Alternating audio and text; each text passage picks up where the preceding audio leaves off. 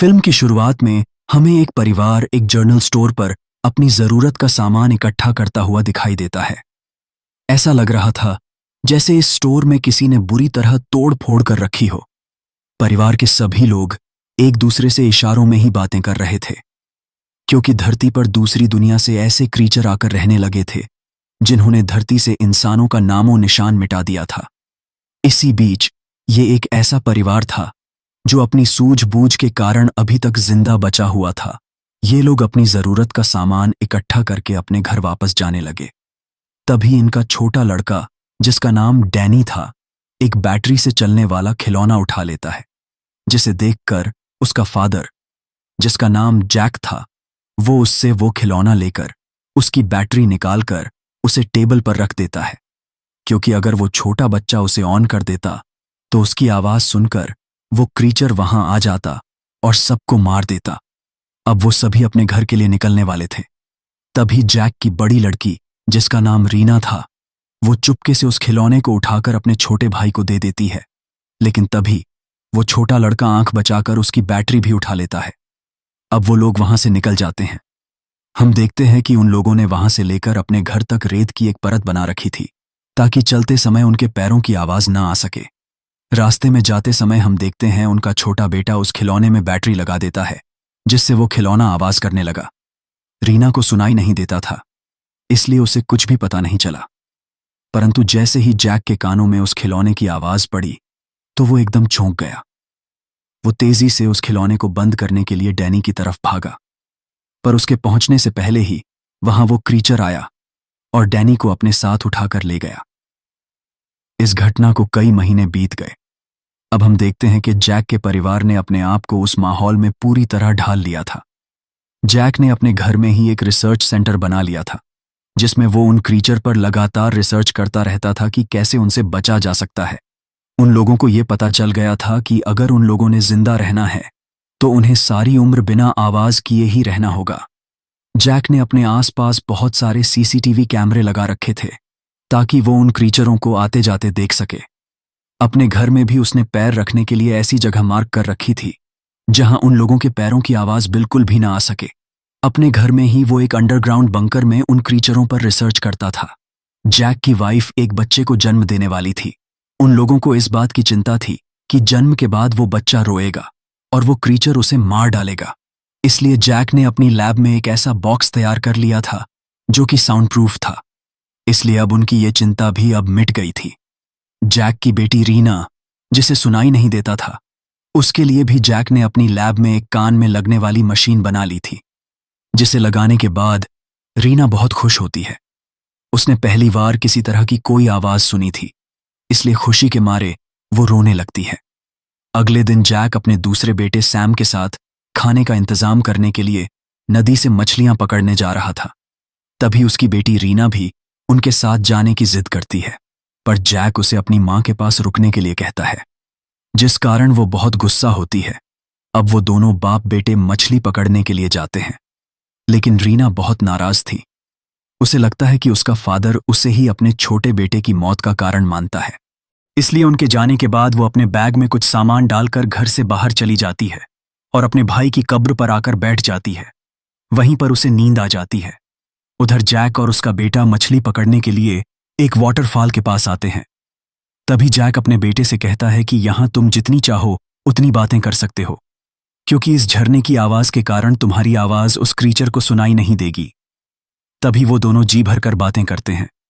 तभी हम देखते हैं कि जैक की वाइफ अपने मरे हुए बेटे की तस्वीर हाथ में पकड़कर उसे याद करके रो रही थी। तभी उसे पेट में दर्द होने लगा। अब वो उस तस्वीर को हाथ में लेकर बेसमेंट में जाने लगी। तभी जल्दी जल्दी के चक्र में उसका पैर एक नुकीली कील पर आ गया, जिस कारण दर्द से उसका बुरा हाल हो गया। पर वो अपनी आवाज पर काबू पा लेती है, पर उसके हाथ से वो तस्वीर जोर से नीचे गिर जाती है और टूट जाती है। अब किसी तरह वो अपना पैर उस कील से ऊपर उठाती है और धीरे धीरे जाकर एक स्विच ऑन करती है, जिससे बाहर लाल रंग की लाइट ऑन हो जाती है। जैसे ही वो वापस ऊपर जाने लगी तो एकदम से शॉक हो गई। वो देखती है कि एक क्रीचर उसके घर के अंदर घूम रहा था। उसे पता चल गया था कि उसी तस्वीर के टूटने की आवाज सुनकर वो क्रीचर वहां आया था, अब वो वहीं छुप जाती है। उधर जैक अपने बेटे के साथ मछली पकड़कर जैसे घर आने लगा। तभी घर में रेड लाइट को देखकर उसे समझ आ गई थी कि उसकी वाइफ खतरे में है। अब वो जल्दी से घर की तरफ भागने लगा। इधर हम जैक की वाइफ को देखते हैं। उसे बेसमेंट में एक अलार्म वाली घड़ी दिखाई देती है। वो उसमें अलार्म सेट करके एक कोने में रख देती है। जैसे ही वो अलार्म बजा, उसी समय वो क्रीचर उस अलार्म वाली घड़ी की तरफ भागने लगा। तभी जैक की वाइफ धीरे धीरे उस बेसमेंट से बाहर आ जाती है और घर के बाहर भागने लगी। दरवाजे के पास जाकर वो देखती है कि बाहर एक और क्रीचर घूम रहा था, जिसे देखकर वो वहीं छुप जाती है। उधर जैक अपने बेटे से कहता है कि तुम जल्दी से जाकर वो फ्लेयर गन चला दो, जो उन्होंने पहले से ही अपने घर के पास में छिपाए हुए थे। जैक का बेटा जल्दी से उस फ्लेयर गन की तरफ भागने लगा। इधर हम देखते हैं कि जैक की वाइफ का दर्द अब बर्दाश्त से बाहर था। वो जल्दी से जाकर एक बाथ टब में बैठ जाती है। उसके शोर को महसूस करके वो क्रीचर अब उसके पास आने लगा, पर उसी समय उसका बेटा आसमान में वो फ्लेयर गन चला देता है, जिसकी आवाज सुनकर वो क्रीचर उसकी तरफ भाग गया। उस फ्लेयर गन की आवाज से अब रीना की भी आंख खुल गई और वो डर कर वहां से भागने लगी। उधर अब जैक भी घर के अंदर आ गया था। घर में खून के निशान देखकर उसे लगता है कि उसकी पत्नी की मौत हो गई होगी, पर अचानक उसे बाथरूम में उसकी वाइफ नजर आ जाती। जब वो उसके पास जाता है तो देखता है कि उसने एक बेटे को जन्म दिया था, जिसे देखकर उसकी खुशी का कोई ठिकाना नहीं रहा। लेकिन उसे इस बात का डर भी सता रहा था कि कहीं अगर वो बच्चा रो दिया तो उनके लिए बहुत बड़ी मुसीबत बन जाएगी। इसलिए वो दोनों माँ और बेटे को उठाकर जल्दी से उस साउंड प्रूफ बॉक्स वाले कमरे में जाने लगा। लेकिन उसी समय बच्चे की नींद खुल गई और वो रोने लग गया। अब जल्दी से जैक उस कमरे में जाकर उस बच्चे को उस बॉक्स में डाल देता है, जिससे उसकी आवाज बाहर आनी बंद हो जाती है।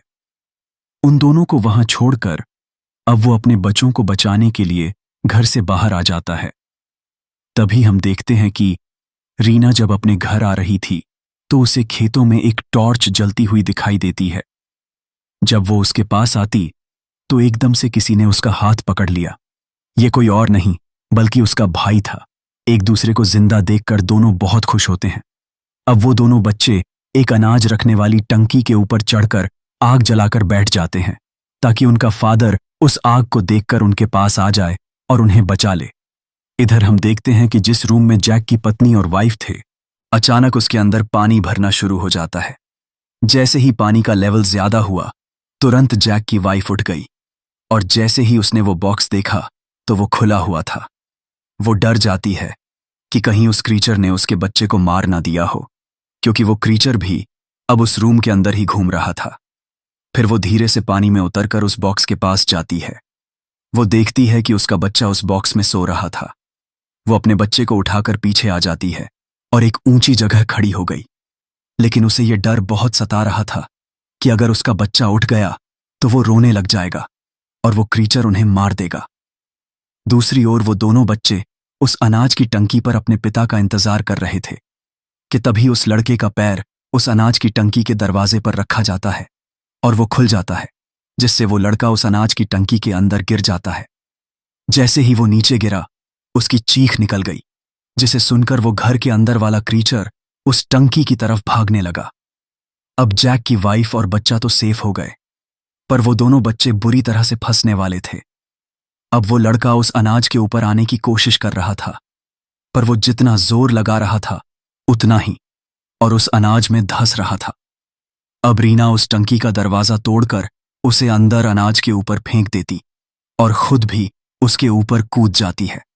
फिर वो अपने भाई का हाथ पकड़कर उसे ऊपर खींच लेती है और बचा लेती है। लेकिन उसी समय वो क्रीचर भी उस टंकी के अंदर आ जाता है। परंतु जैसे ही वो क्रीचर उन दोनों को मारने के लिए आगे बढ़ने लगा तो रीना के कान में लगी हुई मशीन से बहुत ही तेज फ्रीक्वेंसी निकलने लगी, जिसे वो क्रीचर बर्दाश्त नहीं कर पा रहा था। इसलिए वो उनको छोड़कर वहां से भाग जाता है। फिर वो दोनों बच्चे भी उस अनाज की टंकी से बाहर आ जाते हैं। तब तक उनका फादर भी उनकी तलाश में वहां पहुंच जाता है और वो अपने दोनों बच्चों को जिंदा देखकर उनको अपने गले से लगा लेता है।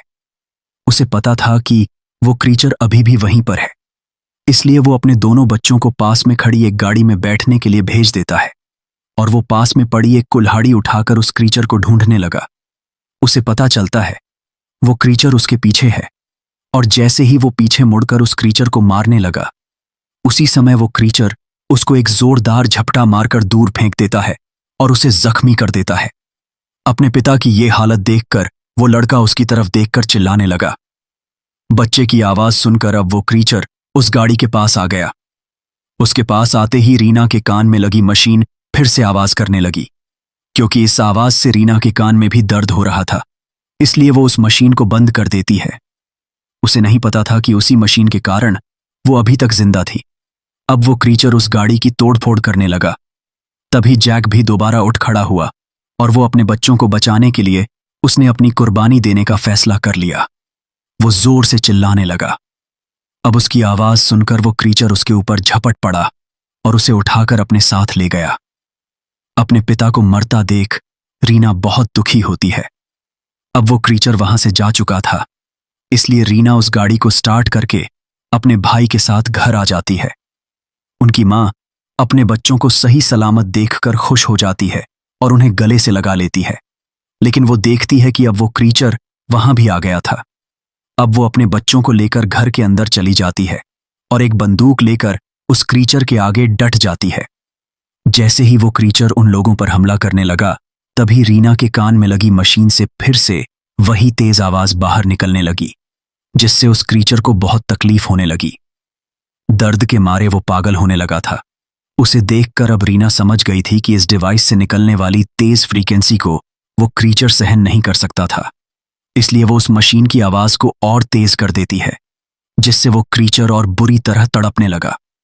जैसे ही वो दर्द के मारे अपना मुंह खोलता है, उसी समय जैक की वाइफ उसके मुंह के अंदर गोली मारकर उसकी खोपड़ी के चिथड़े उद्धा देती है, जिससे उसकी मौत हो जाती है। अब इन लोगों को उन क्रीचरों की कमजोरी पता चल गई थी। इसी के साथ ये मूवी यहां समाप्त हो जाती है। आपको ये मूवी कैसी लगी? कृपया कमेंट में अपनी राय जरूर दें।